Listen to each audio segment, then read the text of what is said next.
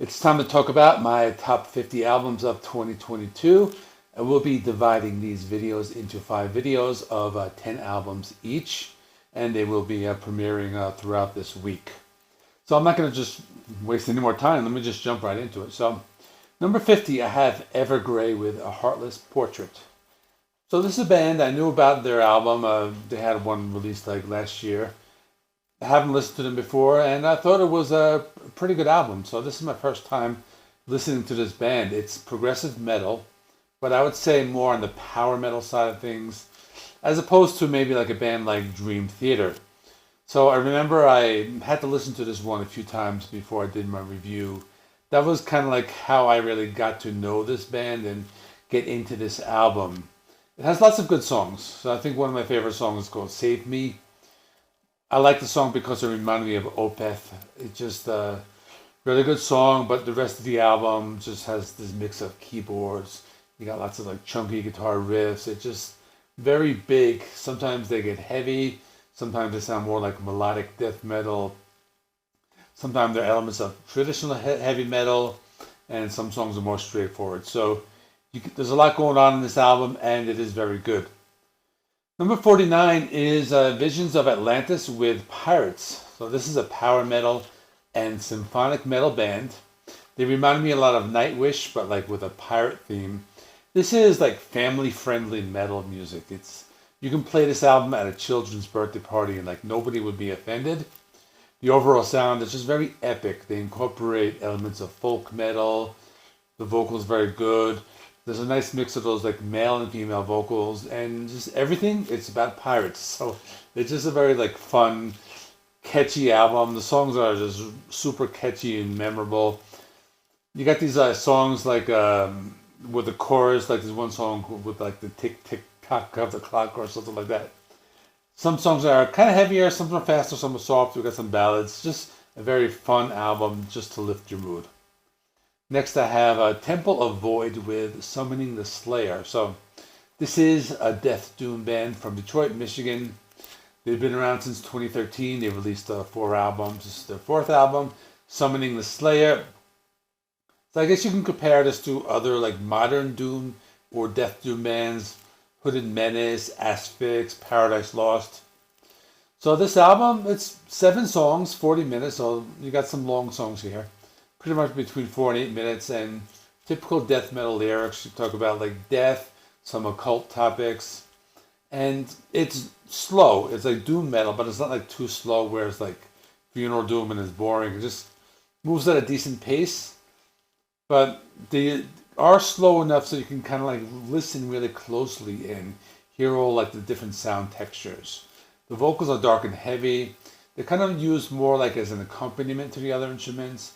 They can sound dark and evil at times, and they incorporate elements of like black metal at times. This is like one of those albums you can listen to with headphones. There's just a lot going on in the background. And that's my number 48. Number 47, Power Paladin with the Magic of Windfire Steel. This was one of those albums, I just reviewed it because it came out early in January, and there's like nothing else coming out. So I say, hey, let me just like check this album out. And it was really good, and it ended up making my top 50. It's a band, they do power metal, but they just do it very good. It's like fantasy themed. Just look at the album cover. It looks like one of those old like Dungeons and Dragons manuals. The song titles are all fantasy, and it's like old school power metal. Melodic lead guitar riffs, high energy rhythms. You know me, I'm kind of new to power metal. I'm not like the biggest fan of it, but I've been getting into it a lot more like this past couple of years, and this year and last year, and this one is really good. Like they use keyboards, but they don't like overpower the songs. Like the guitars are heavier and more in the forefront. The vocals are super melodic. Songs are well written. It's catchy. The production is very good. You hear the instruments very well. It's just the type of album you put it on, and then just the songs are just so catchy and memorable and sing-alongable. So that's my number 47. Number 46, I have Druids with Shadow Work. So this is a stoner doom metal band from Pella, Iowa. They've been active since 2008. This is their 4th full-length album called Shadow Work. It's 49 minutes, 8 songs. The songs are fairly long, 6 to 8 minutes. Got some shorter ones, and this band stands out from other bands because They like the songs aren't like super long and drawn out. They're kind of like the perfect length for this type of music. It's stoner metal, but they draw a lot of influence from like psychedelic rock of the '60s. I'm thinking of bands like Iron Butterfly and Blue Cheer. I think that's one of the reasons I really like this band. There's also some like influence from like grunge, so you can hear a little bit of Soundgarden, Alice in Chains, maybe like Nirvana's In Utero, and they all mix it up in this like modern doom metal style, and it's just very unique. It's just very enjoyable, and I'm somebody, I don't like super slow music, but if an album is really good, it's consistent, and you know how I love grunge if you watch this channel, so it is just really good. So that's my number 46. My number 45 is called Venom Prison with Erebos. This is an album that I think the other metal channels are having it all the way up in their top tens. I don't have it that high, but it's still good enough to make my list. So it's a female-fronted death metal band from Wales. They're very unique. They have a classic death metal style. It's kind of like mixing Carcass and Arch Enemy, and they kind of have like a lot of these same like ideologies, like environmental stuff, like and like veganism, and thinking bands like Carcass and Gojira. They are like animal rights animists, activists, and they write a lot of social and political topics. So it's one really good. It's like the type of album you put on into it, and then not everything's super fast, not everything's slow. It's just lots of just very dense. There's a lot going on.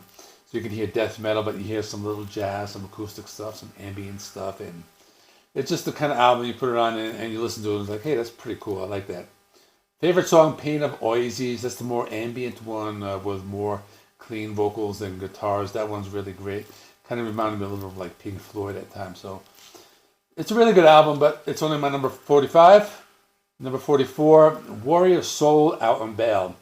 This was one of those albums, and you're going to be seeing a lot throughout this top 50 that my first review wasn't super enthusiastic, but over time it grew on me. This is just one of those bands that were like from like the pre-grunge years, where they were like kind of glam, kind of grunge. Favorite song, Hip Hop Hooray, or Hip Hip Hooray, I think it is. It's just a hard rocker with like political lyrics. They're talking about like, they're very like liberals, but they talk about destroying the GOP, but that's not why I like it.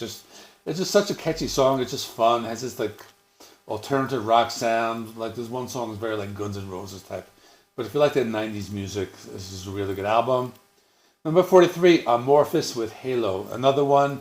My first review wasn't super enthusiastic, but I really like this band a lot. This album is really good. It's a grower, I think. I think my first impression was that it was kind of like very like formulaic. You had the harsh vocals and the clean vocals, but if you listen to everything that's going on like behind the scenes and all like the thought they put into the notes and the song structure and everything, you'll definitely appreciate this. Favorite song, My Name is the Night with Petronella Nedermalm.